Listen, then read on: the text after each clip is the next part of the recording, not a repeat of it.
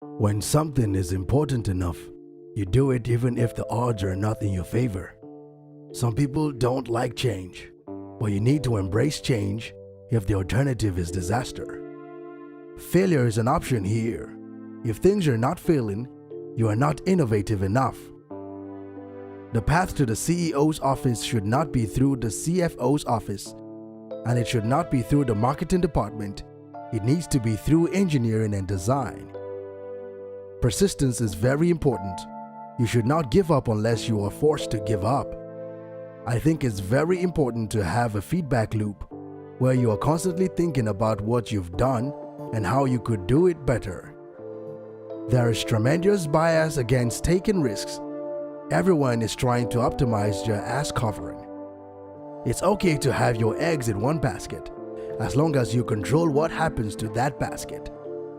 Brand is just a perception, and perception will match reality over time.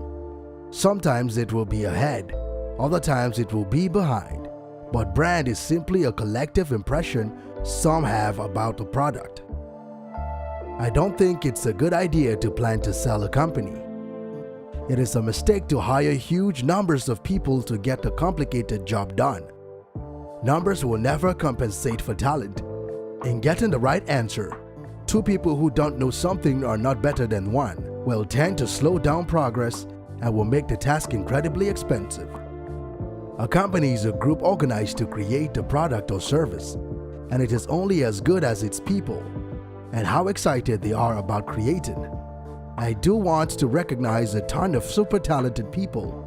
I just happen to be the face of the companies. People work better when they know what the goal is and why.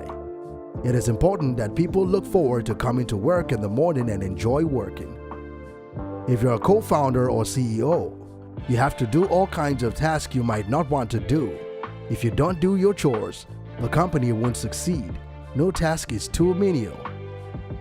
I say something, and then it usually happens. Maybe not on schedule, but it usually happens. I do think there is a lot of potential if you have a compelling product and people are willing to pay a premium for that. I think that is what Apple has shown. You can buy a much cheaper cell phone or laptop, but Apple's product is so much better than the alternative, and people are willing to pay that premium. I don't spend my time pontificating about high concept things. I spend my time solving engineering and manufacturing problems. I always invest my own money in the companies that I create. I don't believe in the whole thing of just using other people's money. I don't think that's right. I'm not going to ask other people to invest in something if I'm not prepared to do so myself. My biggest mistake is probably weighing too much on someone's talent and not someone else's personality. I think it matters whether someone has a good heart. I don't create companies for the sake of creating companies, but to get things done. I don't believe in process. In fact, when I interview a potential employee and he or she says that it's all about the process, I see that as a bad sign. The problem is that a lot of big companies' process becomes a substitute for thinking.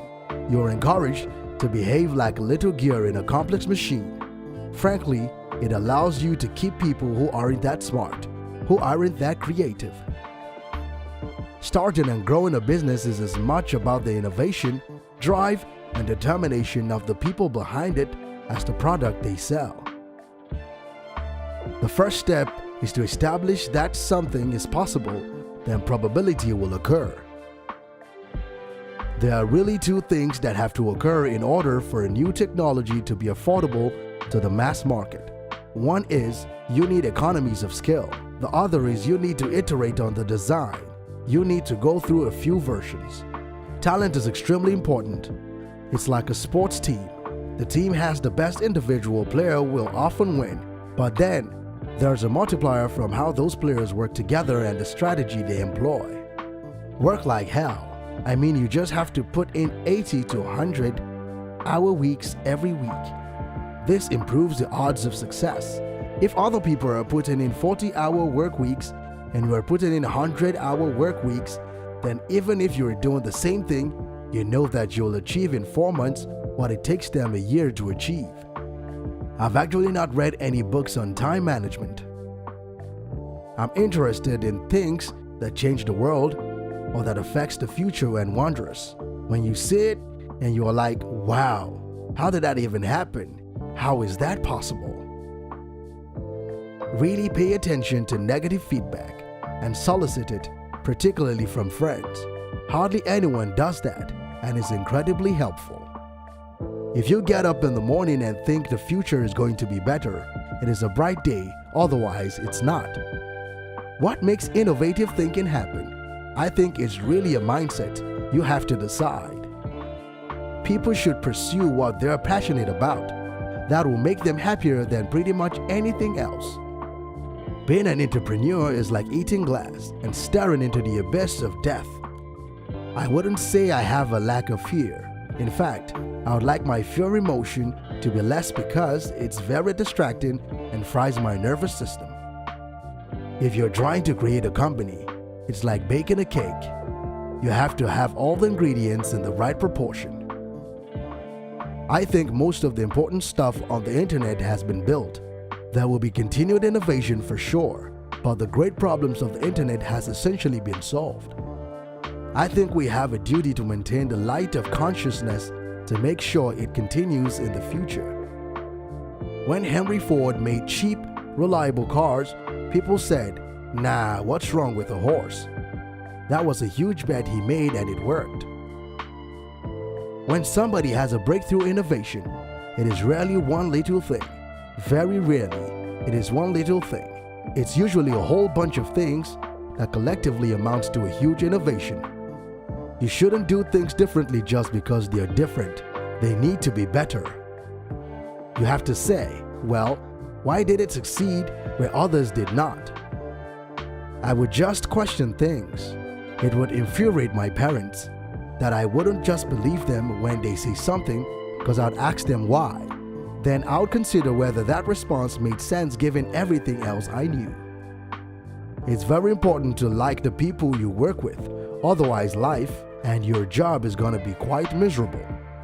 We have a strict no assholes policy at SpaceX.